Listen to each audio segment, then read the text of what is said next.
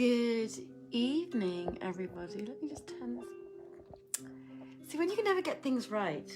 You spend hours trying to sort out the whole style of things, and then lights do different things and sound does different things. Let me just invite some people along.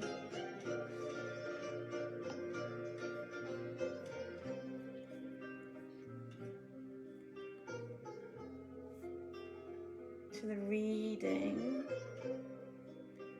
I'm going to share it.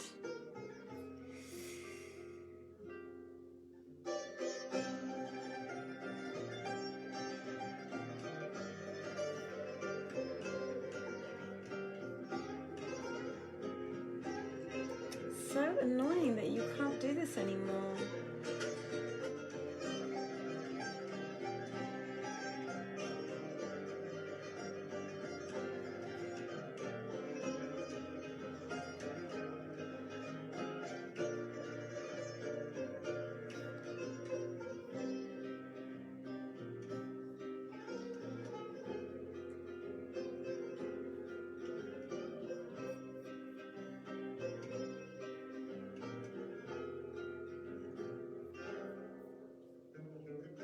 I love this music as well. This is, of course, Kamyav again.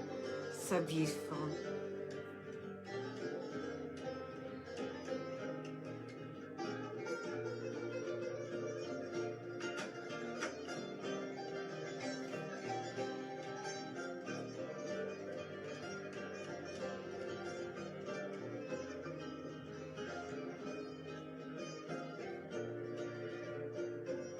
Right, so let me turn this around a little bit so I don't have to lean in too far.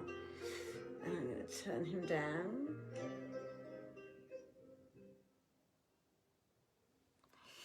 So, good evening everybody. My name is Joanna Godwin-Seidl and I am your host this evening for 1001 Nights. We are now at the 318th night. Welcome, and to all of those of you who I sent it out to later, because unfortunately I can't share it anymore at the moment.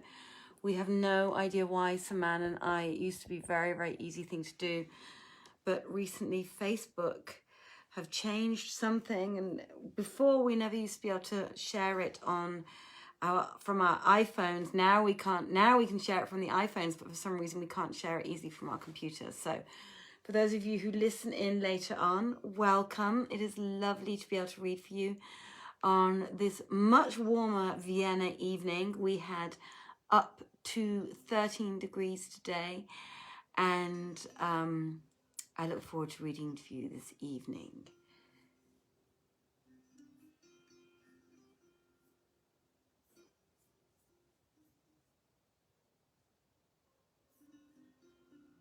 So I'm going to turn Kamyav off for the moment, and we will maybe turn him back on later. What I did want to say to you before I forget is that next week on the 23rd, 25th and 27th of February at 8 p.m. every evening, you can buy the tickets online through the Vienna Theatre Project page. We are doing a special cabaret evening with music, with monologues, with comedy, with beautiful readings. It's going to be very, very lovely. It's going to be about an hour long. Tickets are only €10. And there are 7 actors involved, all American, British, South African, Australian actors living here in Vienna, and we've all got together at the Theater Drachengasse, and we have put together an online cabaret show for you. So do feel free to buy tickets online for that. You can either do it through our Vienna Theatre Project page, or you can go directly, rather than, you can pass go, not go to Facebook, and look at the event and just go straight onto Eventbrite. That's BRITE, eventbrite.de. So www.eventbrite.de, and look for Cafe Contagion is what it's called, at Theater Drachengasse. And that's the event next week, 23rd, 25th and 27th of February, 8 p.m. And without further ado, I'm going to start reading 1001 Nights. Now, when it was the 318th night, Shahrazad said, "It has reached me, O auspicious king, that quoth Kurdish Jawan to his mother, 'Keep thou watch over her till I come back to thee at first dawn of day,' and went his ways." Now, Zumurrud said to herself, "Why am I so heedless about saving my life, and wherefore await till these 40 men come? They will take their turns to board me, till they make me like a water-logged ship at sea." Then she turned to the old woman, Jawan's mother, and said to her, "Oh, my aunt, will thou not rise up and come without the cave, that I may louse thee in the sun?" Replied the old woman, "Aye, by Allah, O my daughter, this long time have I been out of reach of the bath, for these hogs cease not to carry me from place to place." So they went without the cavern, and Zumurrud combed out her hair and killed the lice on her locks, till the tickling soothed her, and she fell asleep. Whereupon Zumurrud rose, and donning the clothes of the murdered trooper, girt her waist with his sword, and covered her head with his turban, so that she became, as she were, a man. Then, mounting the horse, after she had taken the saddlebags full of gold, she breathed a prayer. "O God, protector, protect me, I adjure thee, by the glory of Muhammad, who Allah bless and preserve," adding these words in thought, "If I return to the city, belike one of the troopers' folk will see me, and no good will befall me." So she turned her back on the town and rode forth into the wild and the waste, and she ceased not faring forth with her saddlebags and her steed, eating of the growth of the earth and drinking of its waters, she and her horse, for 10 days, and on the 11th she came in sight of a city pleasant and secure from dread, and established in happy stead. Winter had gone from it with his cold showers, and Prime had come to it with his roses and orange blossoms and varied flowers, and its blooms were brightly blowing, its streams were merrily flowing, and its birds warbled, coming and going. And she drew near the dwellings, and would have entered the gate when she saw the troops and emirs and grandees of the place drawn up, whereat she marvelled seeing them in such unusual case, and said to herself, "The people of the city are all gathered at its gates. Needs must there be a reason for this." Then she made towards them, but as she drew near, the soldiery dashed forward to meet her, and dismounting all, kissed the ground between her hands, and said, "Aid thee, Allah, O our Lord the Sultan!" Then the notables and dignitaries ranged themselves before her in double line, whilst the troops ordered the people in, saying, "Allah aid thee, and make thy coming a blessing to the Muslims, O Sultan of all creatures. Allah establish thee, O King of the time, and union pearl of the day and the tide." Asked Zumurrud, "What aileth you, O people of this city?" And the head chamberlain answered, "Verily, he hath given to thee who is no niggard in his giving, and he hath been bountiful to thee, and hath made thee sultan of this city, and ruler over the necks of all who are therein. For know thou, it is the custom of the citizens, when their king deceaseth, leaving no son, that the troops should sally forth to the suburbs and sojourn there 3 days. And whoever cometh from the quarter whence thou hast come, him they make king over them. So praised be Allah, who have sent us of the sons of the Turks a well-favoured man. For, had a lesser than thou presented himself, he had been sultan. Now, Zumurrud was clever and well advised in all she did. So she said, think not that I am of the common folk of the Turks. Nay, I am of the sons of the great, a man of condition. But I was wroth with my family, so I went forth and left them. See, these saddlebags full of gold, which I have brought under me, that, by the way, I might give alms thereof to the poor and the needy.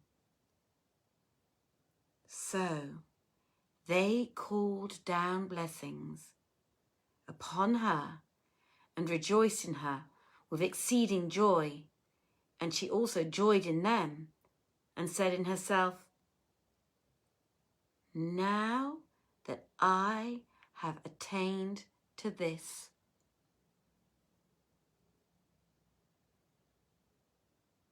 and Shahrazad perceived the dawn of day and ceased saying her permitted say. I'm going to take a sip of my tea. And then I'm going to carry on reading the next 1 or 2 nights for you.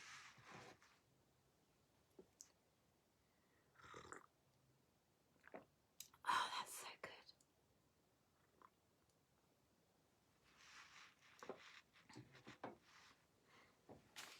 My voice is a bit gone because I had to wear the mask a lot the last couple of days. And when I wear the mask a lot, my chest always really riles up and doesn't like it very much, unfortunately, but it was worth it because I spent all day yesterday in the theatre creating theatre, which was very, very beautiful for somebody who's been out of the theatre for almost a year now, apart from a couple of moments. So I had a very special day yesterday. Now, when it was the 319th night, she said, it hath reached me, O auspicious king, that quoth Zumurrud to herself, now that I have ta'en to this case, haply Allah will unite me with my lord in this place, for he can do whatso he willeth. Then the troops escorted her to the city, and all dismounting walked before her to the palace. Here she alighted, and the emirs and grandees, taking her under both armpits, carried her into the palace and seated her on the throne. After which they all kissed the ground before her.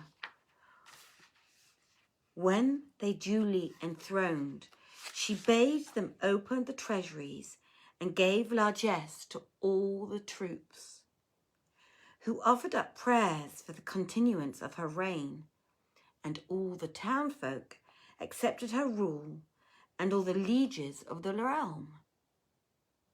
Thus she abode a while, bidding and forbidding, and all the people came to hold her in exceeding reverence, and heartily she loved to love her, by reason of her continence and generosity.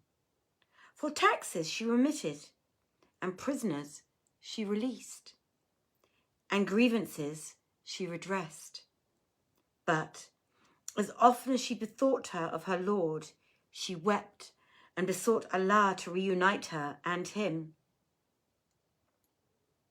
And one night, as she chanced to be thinking of him and calling to mind the days she had passed with him, her eyes ran over with tears, and she versified in these 2 couplets.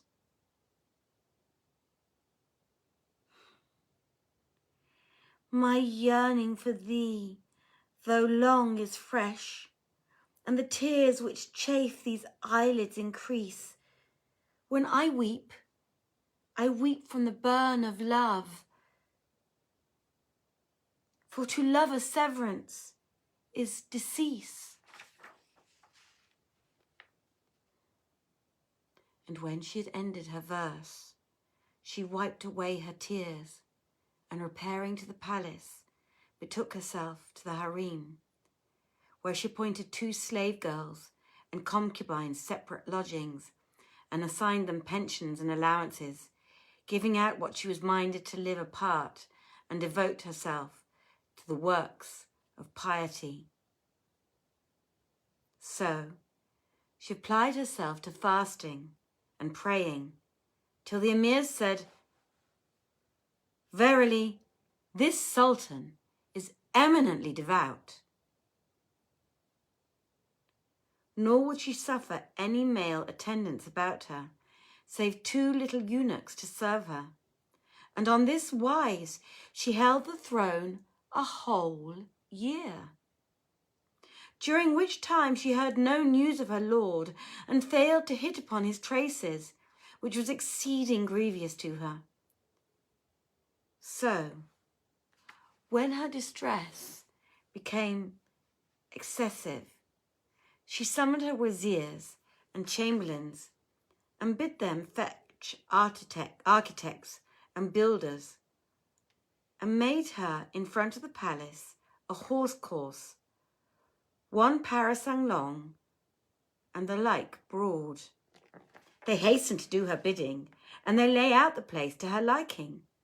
And when it was completed, she went down into it, and they pitched her there a great pavilion, wherein the chairs of the emirs were ranged in due order. Moreover, she bade them spread on the racing plain tables with all manners of rich meats, and when this was done, she ordered the grandees to eat. So they ate, and she said to them, "It is my will that on seeing the new moon of each month, ye do on this wise, and proclaim in the city that no man shall open his shop, but that all lieges shall come and eat of the king's banquet, and that whoso disobeyeth shall be hanged over his own door." So they did as she bade them, and ceased not to do so till the first new moon of the 2nd year appeared. When Zumurrud went down into the horse course, and the crier proclaimed aloud, saying, "Ho, ye lieges, and people one and all, whoso openeth store or shop or house shall straightway be hanged over his own door. For it behoveth you to come in a body and eat of the king's banquet." And when the proclamation became known, they laid the tables, and the subjects came in hosts. So she bade them sit down at the trays and eat their fill of all the dishes. Accordingly, they sat down, and she took place on her chair of state, watching them, while each who was at meat said to himself, "Verily, the king look at none save me." And there, I don't know whether you can see this beautiful picture clearly on the thing, but there they all are in the horse's parasang. having the banquet. And all eating and sitting together on the floor. They fell to eating, and the emirs said to them, "Eat, and be not ashamed, for this pleaseth the king." So they ate their fill and went away, blessing the sovereign, and saying to one to the other, "Never in our days saw we a sultan who loved the poor as doth this sultan." And they wished him length of life. Upon this, Zumurrud returned to her palace, and Shahrazad perceived the dawn of day and ceased to say her permitted say.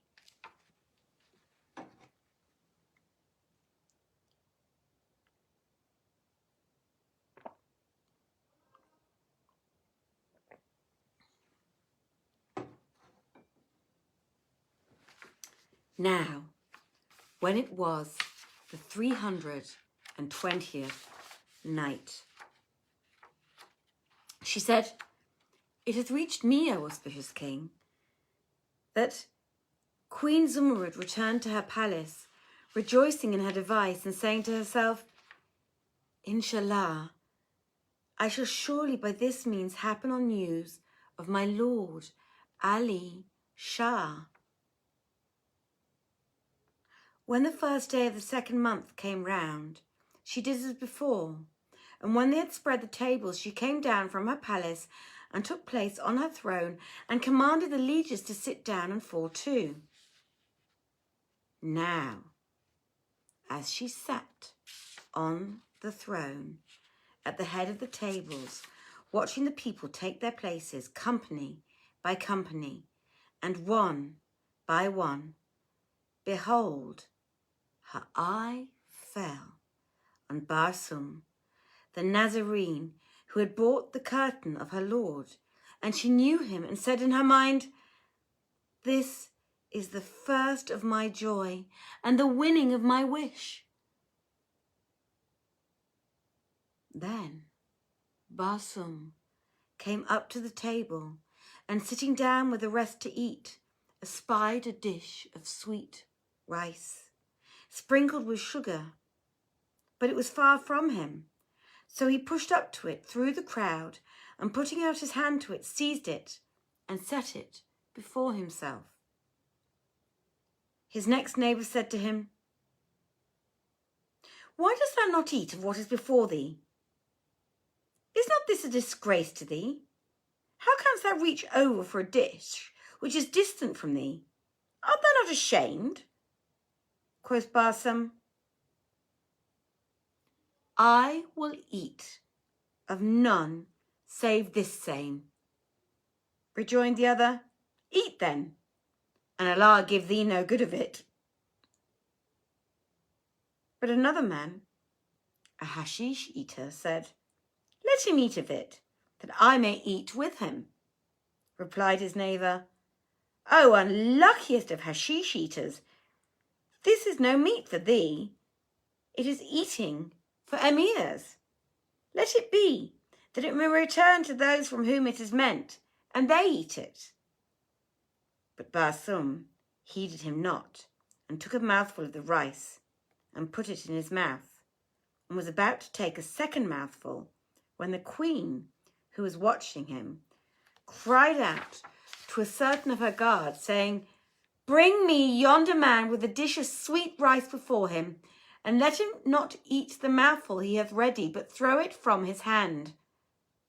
So 4 of the guards went up to Barsum and held him along his face, after throwing the mouthful of rice from his hand, and set him standing before Zumurrud, whilst all the people left eating, and said to one another, "By Allah, he did wrong in not eating of the food meant for the likes of him."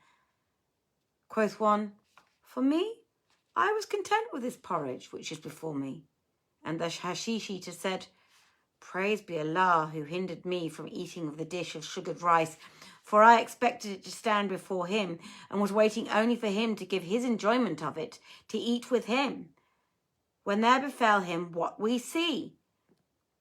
And the general said one to other, Wait till we see what shall befall him. Now, as they brought him before Queen Zumurrud, she cried, Woe to thee, O blue eyes! What is thy name, and why comest thou to our country? But the accursed called himself out of his name, having a white turban on, and answered, O king, my name is Ali. I work as a weaver, and I came hither to trade. Quoth Zumurrud, Bring me a table of sand and a pen of brass. And when they brought her what she sought, she took the sand and the pen and struck a geomantic figure in the likeness of a baboon. Then raising her head, she looked hard at Barsum for an hour or so and said to him, O dog, how darest thou lie to kings? Art thou not a Nazarene, Barsum by name, and comest thou not hither in quest of somewhat? Speak the truth, or by the glory of Godhead I will strike off thy head. At this, Barsum was confounded, and the emirs and bystanders said, Verily, this king understandeth geometry. Blessed be he who hath gifted him with the gift of geomancy. Then she cried out upon the Christian and said, Tell me the truth, or I will make an end of thee. Barsum replied, Pardon, O king of the age. Thou art right as regards the table, for the far one is indeed a Nazarene. And Scheherazade perceived the dawn of day and ceased saying her permitted say.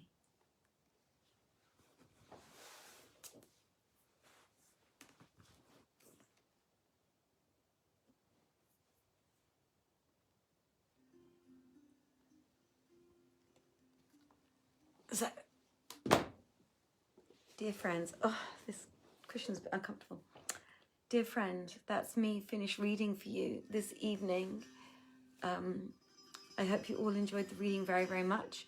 I will be back again to read for you tomorrow. I am not actually by my fireplace this evening. I am back in my office again because actually my office is one of my most favourite rooms in the house. It's very cozy and I have this lovely comfy couch to sort of rest my legs across, and my piano is in the office and my candles, and I like it up here very much, and a change is as good as a rest, as they say. So I said to my husband, please stay downstairs in the living room, because otherwise whenever I read he can't watch telly or anything and he has to go upstairs while I read. So I said, stay downstairs and read, and I will read in my office again for a while. So that anyway, as I said, the temperatures rose quite considerably. Good evening, Sandra. Aren't those chocolates great, by the way? I got a box of those as well, and I enjoyed them so much. I enjoyed the Belgicatessen chocolates so much. They were so tasty. I still got a couple of my box left because I'm really trying to spare them and make sure I don't eat them too fast. So I hope you enjoyed them very, very much. Thank you everybody for listening in. It was, as usual, an absolute pleasure to read for you all. I have to go away because I've actually still got work to do this evening. I'm correcting some stuff for a friend for some theatre work. So I am going to bid you all many blessings. I hope if your day is just starting, I hope you have a beautiful day. If you're like me and it's the evening and your evening is slowly coming to a close, then I hope you have a beautiful evening, a very good night, and many, many, many beautiful and sweet dreams. Stay safe, look after yourselves, and it's a good night from me. And I will see you, if you want to tune in tomorrow. I will be back in with the rest of this story tomorrow evening. Good night, everybody. Take care.